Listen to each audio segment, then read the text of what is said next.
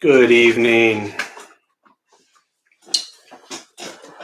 All right. You can just let me know if you can hear me okay, please.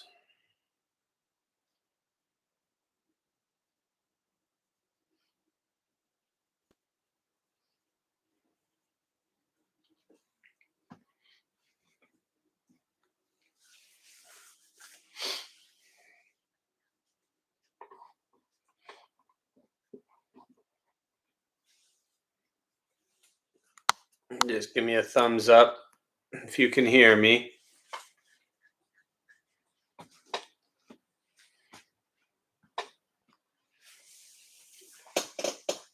All right. Thank you, Marisa. All right. Hope everybody's doing okay. We'll go ahead and get started. And we can just join palms as we begin. And repeat after me. I take refuge in the Buddha. I take refuge in the Dharma. I take refuge in the Sangha. And keeping the palms joined.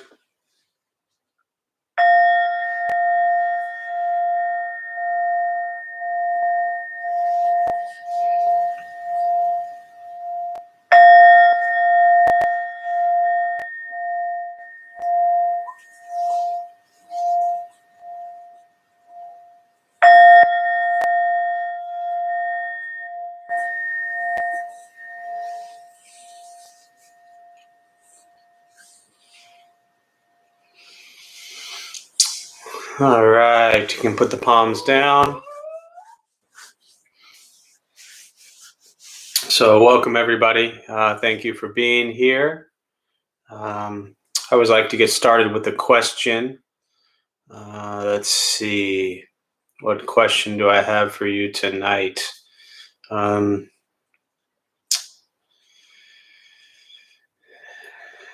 would say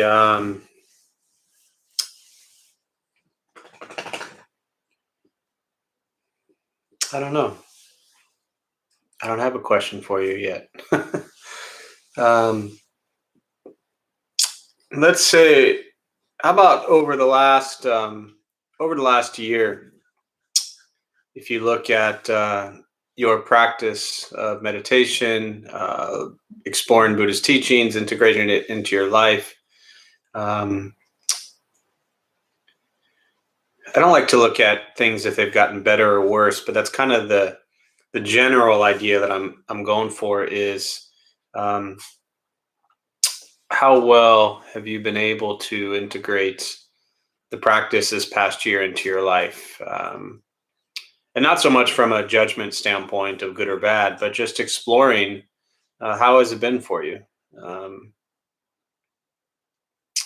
Has it been helpful? Have you found yourself needing it more, using it less? Really just what's the practice been like for you this past year? So I'll go ahead and try to type that in here. What has the practice been like for you this past year? If you're new to joining us, welcome. There's a chat box there on your screen somewhere. Feel free just to type in your response. And we'll go from there. I'm going to step away for 1 minute, just give you an opportunity to just share what has the practice been like for you this past year? More challenging, helpful? What's it been like? I'll be right back.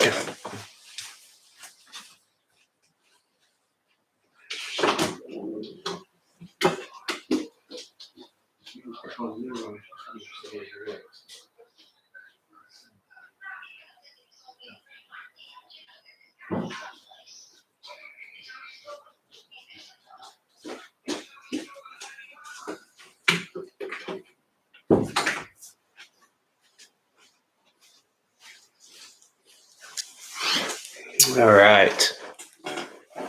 So again, the question, if you're just joining us, is what's the practice been like for you this past year? with regards to meditation, looking at Buddhist teachings, integrated into your life. It's been a time where it's probably been needed the most.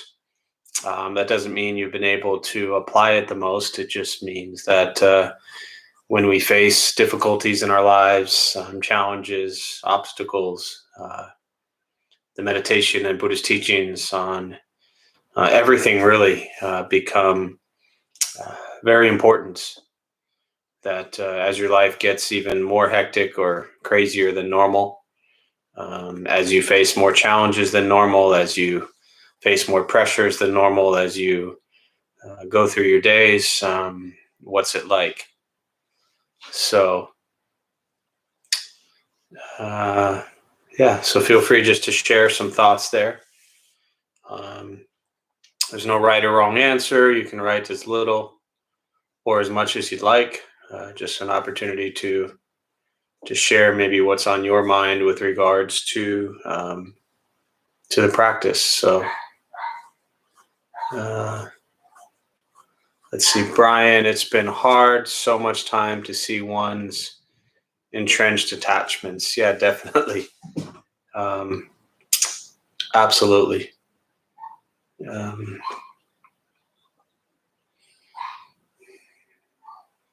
What else? Give me a minute, I'll be right back.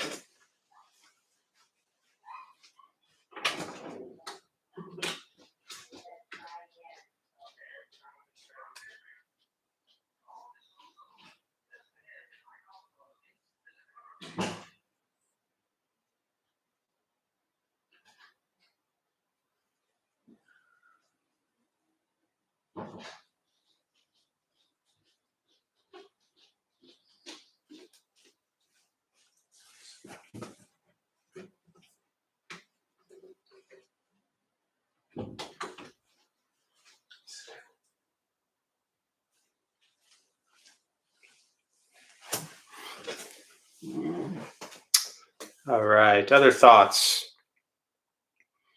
on how your practice has been?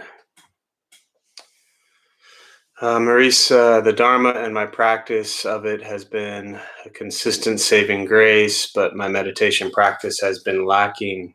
Yeah, it's tough, especially when you have a place that you're used to going to that kind of can anchor it back and remind you. When you lose that place for a while, it is definitely challenging to keep it going. So, but I know you look forward to returning to that daily meditation practice. Sherry, before this year, I didn't have you all. Don't live near the temple. I've really appreciated classes with you, Travis, Miss Travis, Alex, and the new Tonglen meditation. Wonderful. Yeah, thanks, Sherry. It's it's been one of those things that as everyone, I think, such a traumatic experience these last 15 months, and in every situation. I think just for our own sanity, we're always looking for some silver linings or some positives to pull out of every mess. And one of those has been the amount of people that we've been able to reach that we were unable to reach before, just because we didn't really offer much. Well, we had a few classes online, but there weren't as many people, I think, looking for it online the way they have been this last year. So I know I speak for myself, but I'm confident on behalf of Alex and Travis, who I've known them both for many, many years, as well as Amy and Kayla, who lead the Tonglen practice, that, we're all thrilled that we've been able to be a resource for you, Sherry, and everybody else. So I'm glad you can join us tonight and every other time you join us. So, and I know Travis took a little bit of time off, and my guess is this next week or the week after, he'll probably be back. So you'll be able to tell him yourself. All right, Joe, I've been learning that I'm creating the stories that lead to a lot of my suffering. Definitely. Yeah, that sums it up. We create these stories in our head and based on our situation, and that leads to tremendous dukkha, suffering, discomfort, angst, dissatisfaction. So the practice of meditation and learning to appreciate present moment and impermanence is just reminding ourselves that the sooner we let go of the stories that we carry that torture ourselves and torture others, sometimes the easier it is to just abide in present moments. So, all right, anything else before we start the meditation practice?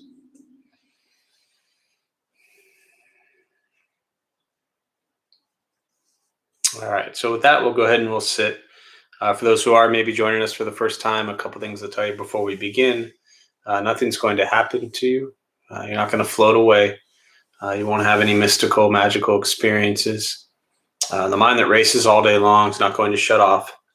Don't judge your practice, meaning don't ask yourself, is it working or not working? Or you're doing it right or wrong. We're just going to sit and breathe.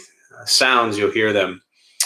This is life. Life is filled with chaos, and the practice of meditation is learning to get quiet and still within all the chaos. So, posture, you just want to be comfortable, relaxing the shoulders, pushing the stomach forward, allows the back to straighten.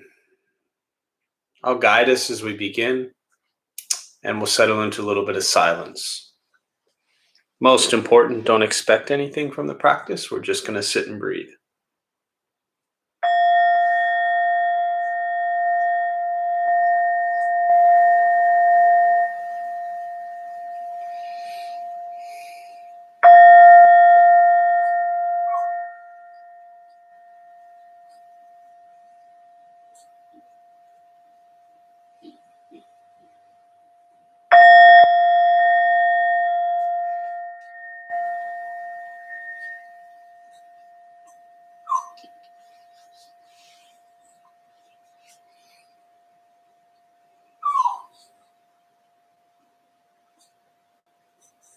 And starting with the eyes closed if comfortable,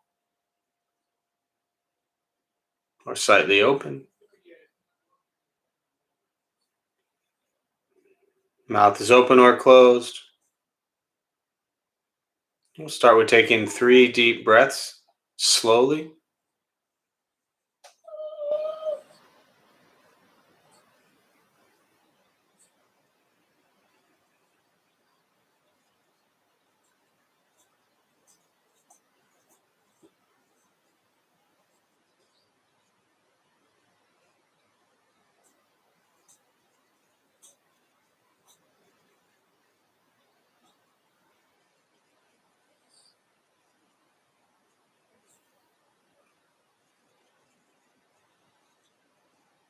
And eventually, settle into a natural rhythm of the breath.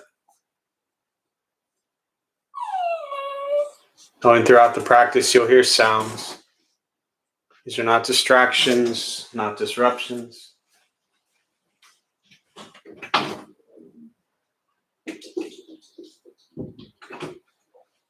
Simply what's happening around us as we sit.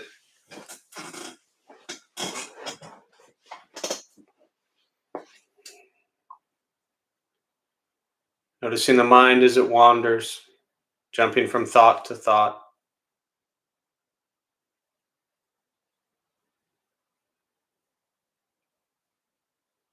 Start with gently guiding the attention, focus, to the stomach or chest.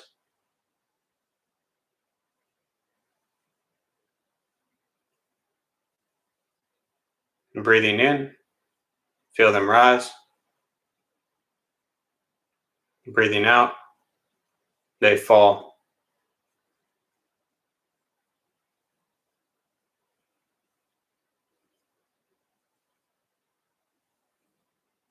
And simply continue this practice, observing sensation of breath.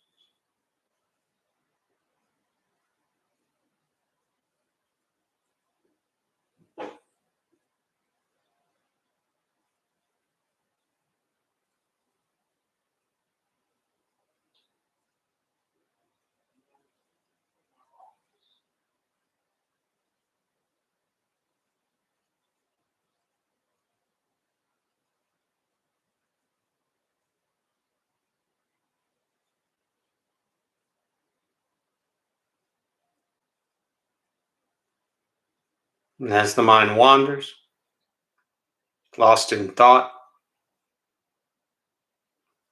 recognize it,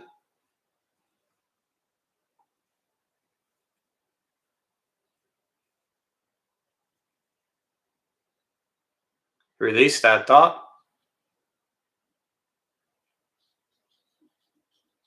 return attention, focus to the breath.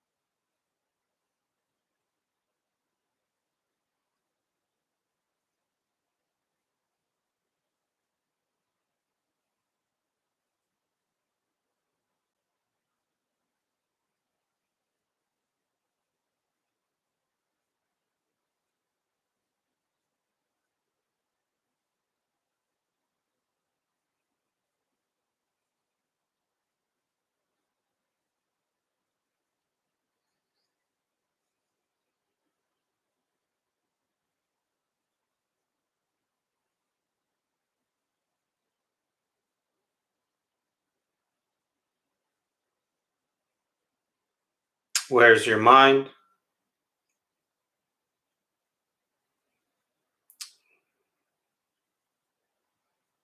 Return attention, focus to the breath.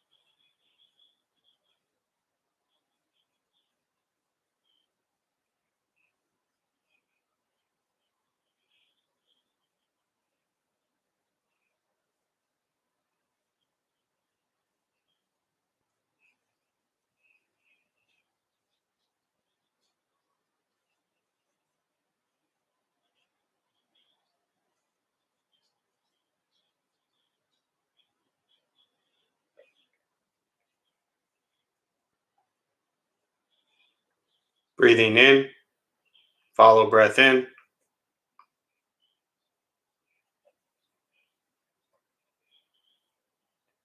Breathing out, follow breath out.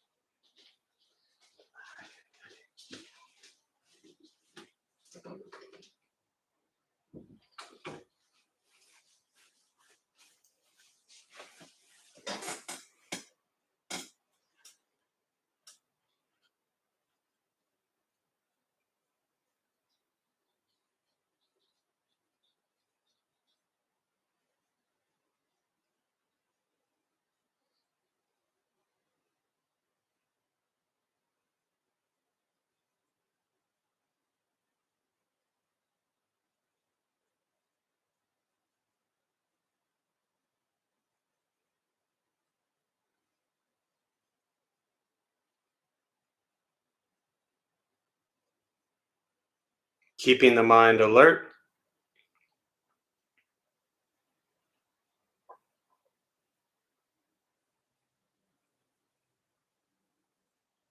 aware of each sound,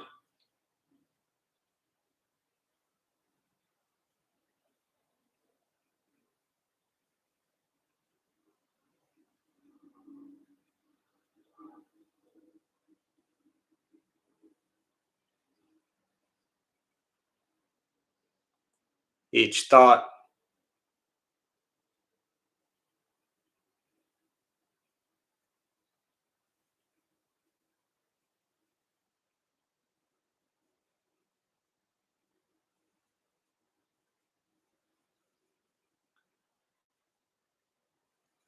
each physical sensation.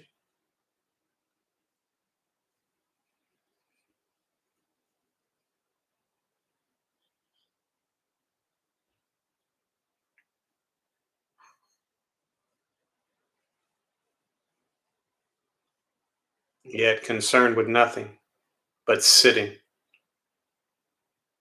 breathing.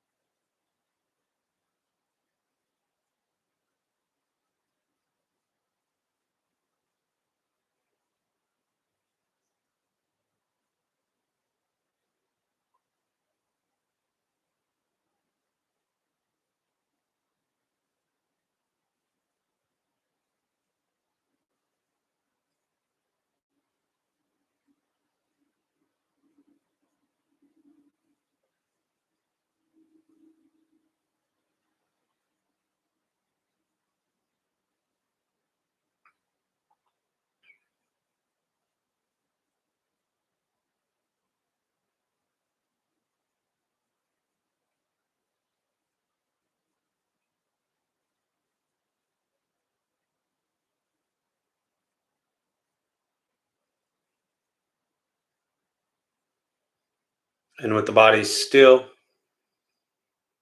rested, and the speech quiet, aware of all sounds,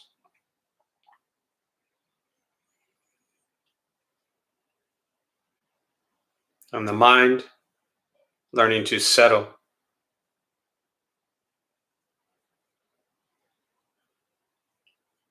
Know what it's like to just sit and breathe.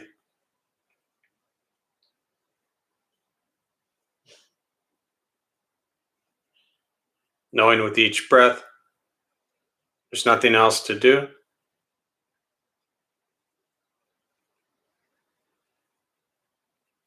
Nowhere else to go.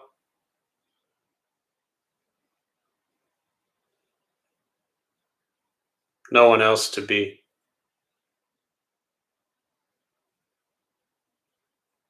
Everything beautiful, exactly as it is. Sitting, breathing.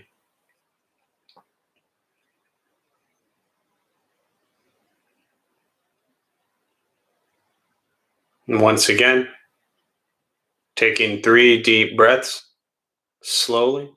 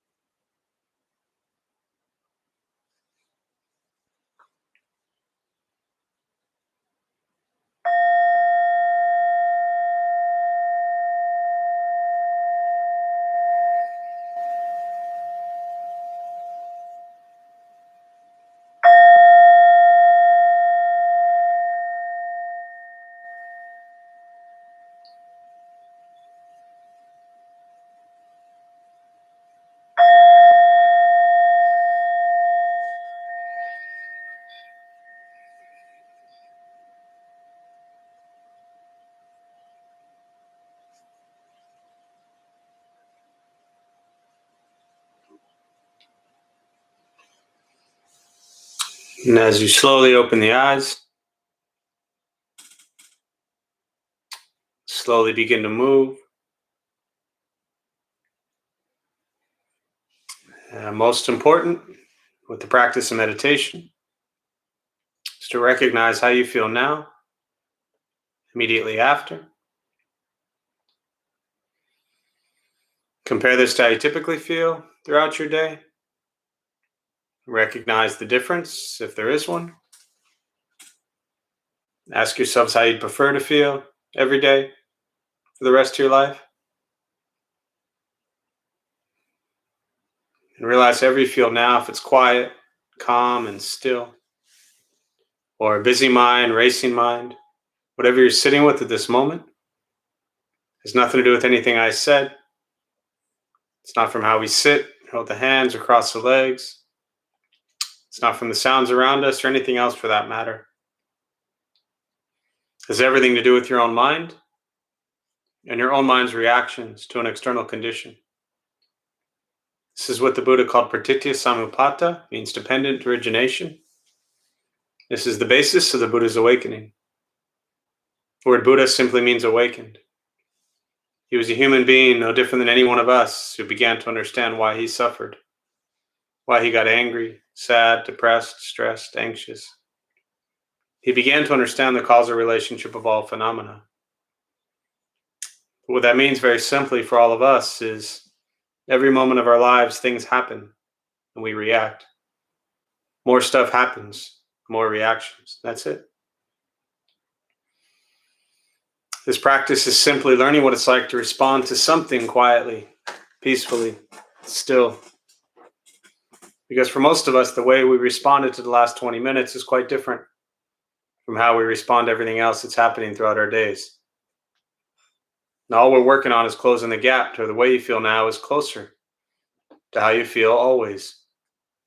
Just as driven, motivated, productive, successful, whatever that means in your respective lives, but with a mind that's steady, clear, and focused, distracted by nothing, disturbed by no one.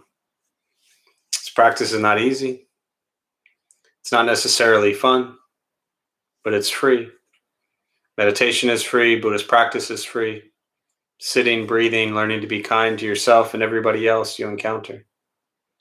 And it's a challenge. Every day we are triggered by the people and places and things around us. And it's important to continue to come back to present moment. Here I am, sitting, breathing, appreciating this moment. And that repeats. So regardless of how many challenges or difficulties you face on a day-to-day basis, your practice can always bring you back to here I am, sitting, breathing, finding appreciation, gratitude for this moment, understanding the impermanence of each condition around you, including your mind, knowing that each emotional rise and fall will pass, every difficulty will pass, every day of ease will pass. That's it. So with that, I will pause, and as always, I prefer just to respond to questions. I always would rather ramble on with regards to what you have to say. So again, if you're joining us for the first time, welcome.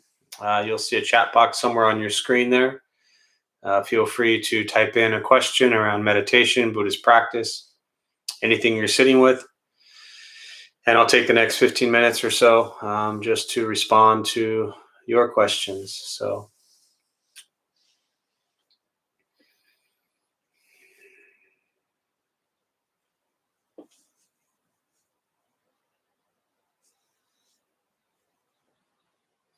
and I did, while we're waiting for questions to come in, share your comment earlier about being able to join with everything being virtual now. Are you in San Diego or where are you? I'm just curious.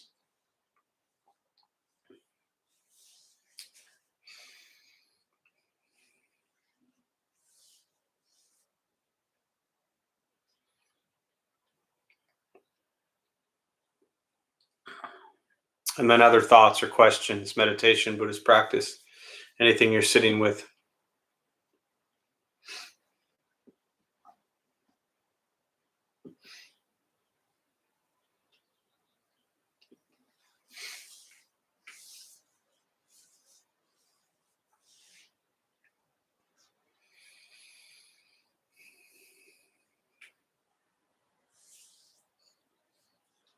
Local. Oh, okay. Well, glad you're local. I'm glad you've been able to join us.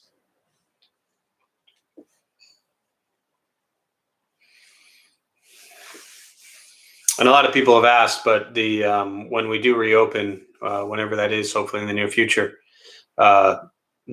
especially the Tuesday, Wednesday, Thursday nights, which we were recording or streaming on live on YouTube, like here, prior to the pandemic. So Alex, myself, and Travis, we were recording all of those, and that'll continue even when we do open up again. So for those who are maybe not local or for various reasons, it's just easier for you to be at home or wherever you are, we will continue those classes. So Michael, I was local a year ago. Now I'm fortunate enough to be able to join online from Florida. Well, welcome. Big tragedy. Florida, I believe, is where the building that collapsed was. Was that Miami? Really terrible. But glad you can join us, Michael.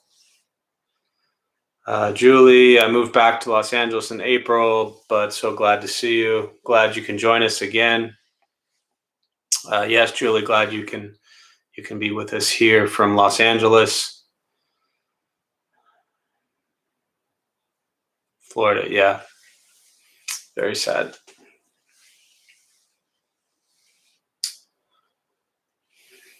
Thoughts, questions, meditation, Buddhist practice.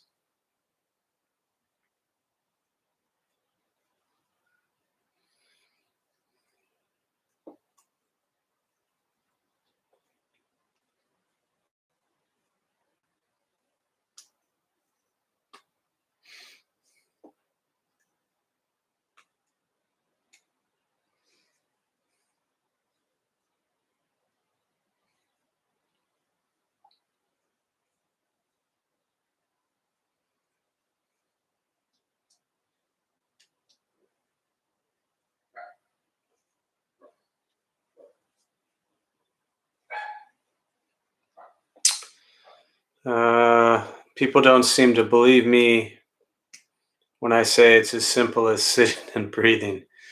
Yeah, I mean, that really is what it kind of boils down to. And, people often, I think people like to complicate things. Um, and so to tell someone just to sit and breathe, especially if they've never had a practice before, uh, it is so, I think, contradictory or contrary to what we normally or are conditioned to believe, that in order to help ourselves or to heal or to cultivate, uh, that there's something you have to go do.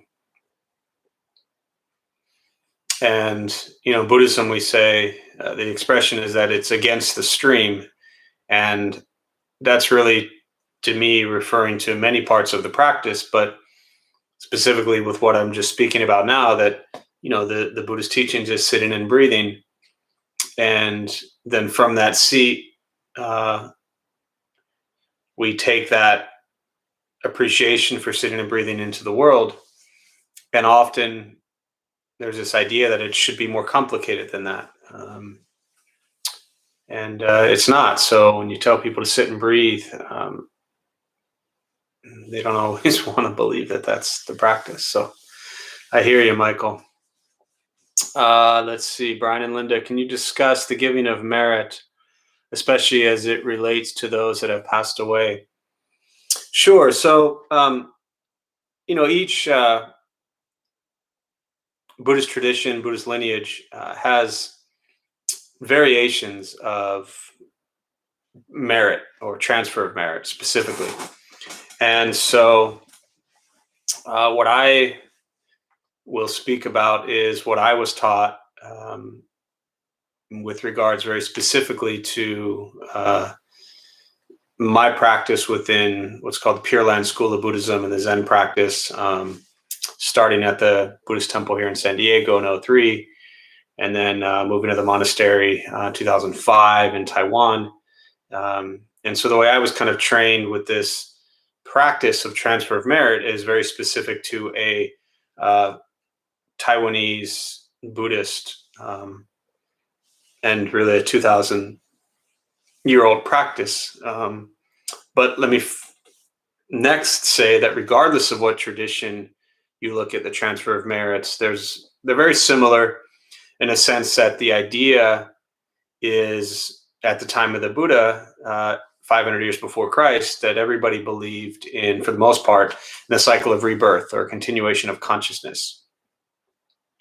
So the transfer of merit is being done with the idea, the thought, the belief, the faith that there's a rebirth or reincarnation, or continuation of consciousness, however you want to refer to it. So think of it as, Brian and Linda, and knowing you, let's say, Brian, you're at home and Linda's getting up in the morning and going to go for a walk. And maybe you say, have a good walk. You wish her well on her walk. You could even say you're sending her a blessing or a prayer for a good walk. And you hope with those words that are said that they are carried into Linda's movement out the door and into her walk. And that you wishing her a good walk may somehow impact or have an effect on her state of mind, her consciousness, her happiness, her health, therefore leading to a good walk. So if you can imagine that in your own way, right, which I think is pretty straightforward, think of the transfer of merit not much different than that. Now, it might be odd, especially if you're new to Buddhist teachings or have never heard anything about rebirth or reincarnation or continuation of consciousness. It might be odd to think that transferring merit to someone who has passed away is similar to wishing someone a good walk. But imagine, if you will, for a minute, that physical form is just this, that our bodies are just this physical mass that has come together for a period of time and then will cease to exist. But our consciousness, our collection of consciousness, our collection of karma, our accumulative actions over endless periods of time, when this physical body dies, will continue on. That consciousness will take form in, or will take residence, if you will, in another physical form. So when we transfer merit, again, going back to very kind of technical Buddhist teachings, the teaching is that at some point when the physical body dies and the consciousness goes into what's called the Bardo stage, in Tibetan Buddhism calls it the Bardo stage, that there is a 49-day period that typically on a seventh day of within this 49 days, so 7, 14, 21, etc., that consciousness will re-enter the physical form when there is birth. So when we are transferring merit, and as we practice, as we meditate, as we do good deeds and think good thoughts and speak good words, we're accumulating good karma, good merit. But the idea is that as we accumulate this merit, we want to pass it on. So for those that we know and love that have passed away, and we believe that at some point in time over the next 49 days, they're going to be reborn, we want to send them as many well wishes, as many positive thoughts, as much good karma as we can.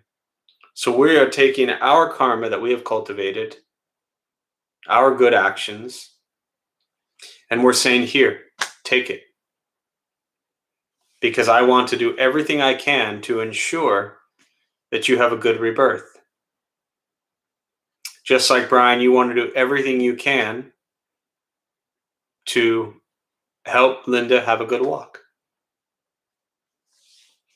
So again, it may seem a little odd to think that wishing someone a good walk is similar to hoping someone has a good rebirth. But if we break down or I should say, if we let go of our attachment to this physical form, one life view, then the consciousness that is inside the house, that is walking outside the house to take a walk, is no different than the consciousness that is leaving one body at death and going into another. It's just consciousness moving. Now, for someone who grew up Jewish and obviously didn't grow up thinking about rebirth or pondering it or anything like that, I can understand and relate to those that might say, well, that's ridiculous. That sounds strange. That sounds odd. Well, that's because for the most part, I would imagine majority of us here, if not all of us here, except for maybe a couple, grew up believing in one life, death, heaven, hell, or something like that. So of course it seems strange that there would be another view. But again, 500 years before Christ, when the Buddha was alive, If you told people then that they had one life and they were going to heaven or hell, they would have thought you were crazy. They all believed in a rebirth. So this idea of transferring this merit when people pass away, again, is sending them well wishes in hope for a good rebirth. I mean, the Buddha taught we are going to be reborn. In fact, and this is such an important part of the teachings that I think in Western culture gets completely overlooked. And that's because, and I'm sure Brian and Linda, you've heard me say this before, if I'm sitting in a temple and there's 70 people there and I say, how many of you are here today because you want to make sure you have a good rebirth? Nobody. Then you'll see like 1 or 2 hands go up, right? We get into meditation and Buddhist practice not because we're worried about a rebirth. We get into it because we're angry, we're stressed out, we're depressed, we're miserable, we're looking for community. There are so many different reasons that people get into meditation and Buddhist practice today. But in a Western culture, it's not because you want to make sure you have a rebirth. That's positive. But let me just remind you that the Buddhist teachings were 100% shared to help liberate and free people from suffering.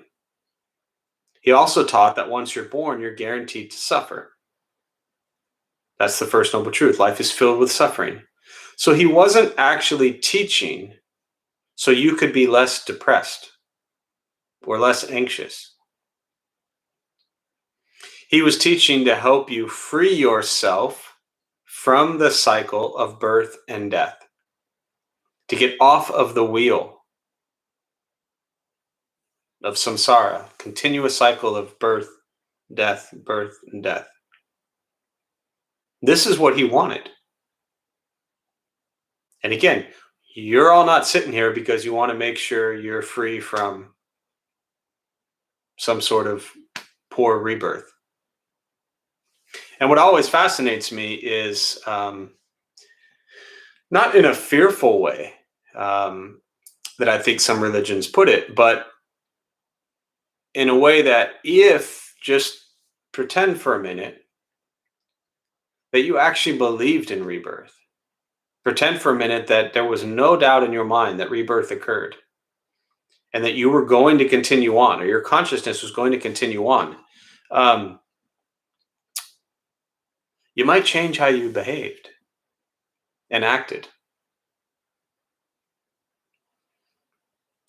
Because, if you think of the mess of a life you have to deal with now, I was just thinking, like, my past karma, oh my God, so bad.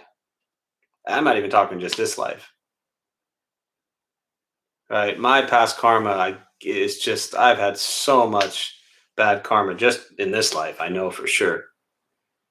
And so no matter how much I try to shave away and cultivate good karma, all that bad karma is still coming back to get me. But I just have to keep practicing. You keep going. You cannot escape it. All karma bears fruit. I was taught that very directly. And you experience it every day in your life, no matter how much good you think you're doing, no matter how much benefit you think you're bringing, no matter how unselfish you think you are being, your past karma is going to crash down on you, and you have to practice even harder. So, does this include all? Yes, all beings, including animals. Yeah, absolutely, all sentient beings.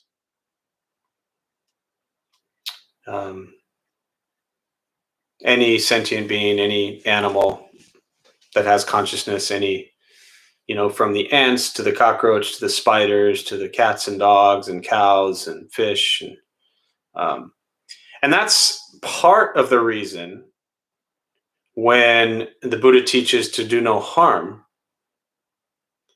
And when you look at specifically, you look at the cows and the fish and all these animals and the pigs, all these animals that are killed for consumption.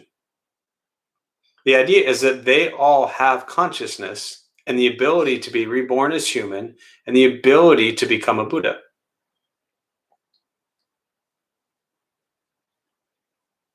and yet they end up on our dinner plate.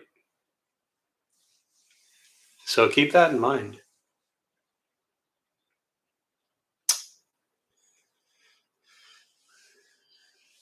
Always return to the breath, return to the breath. Marisa, great question, beautiful response. Thank you very much. I try. Anything else on that? I mean, that's pretty heavy, so I try not to go too much more on that. But if anyone has any final thought or question on that or anything, I'll address. Otherwise, we will close. You're welcome, Brian and Linda. And now I'm sure when Linda goes for a walk, you'll tell her to have a nice walk. And vice versa. But it really is like, man, and this is so hard, but it's just trying to remind yourself that every moment you are cultivating karma, body, speech, mind, with what you think, what you say, and what you do, that carries into the future. But you are also experiencing in this moment the impact and the effects of past karma. And you cannot escape that. There is no escape other than to free yourself from the cycle of birth and death. And that requires a lot of work. So, all right, so with that, I'm going to close. We'll join palms. May the benefit of this practice be shared with all beings in all directions. May all be at peace. May all be free from suffering. May any merit gained from this practice be transferred to Duke during his time of rebirth, and to Travis and Candace and Tony during their time of suffering. May they all be at peace and free from suffering. May we all be at peace and free from suffering.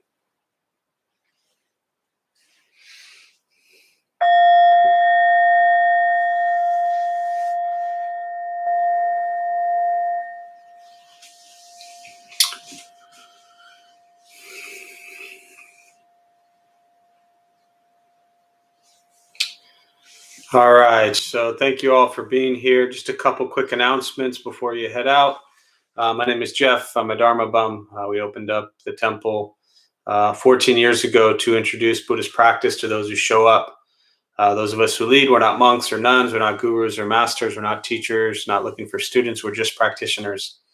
We do our best to take our understanding of Buddhist teachings and put it into terms that hopefully make sense.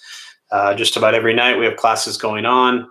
We closed the temple March 12th, 2020. So it's been about 15 months due to the pandemic. We are getting closer to reopening on some level at some capacity. So stay tuned for that over the next couple of weeks. Hopefully an announcement will be going out soon. And you can just keep checking the website or the temple newsletter. Buddha for You, same thing, has been closed for 15 months, but the website, you can go on to Buddha for You online. And hoping that opens up soon as well. Other than that, nothing out of the ordinary, just the usual. So thanks for being here. Please be safe. Let's not do anything that puts anyone at risk. I'm glad that San Diego is trending and headed in the right direction and things are getting better. But the pandemic is still very real and has not gone away. So let's be mindful and respectful and aware of that as well. So I wish you all well, and we'll see you soon.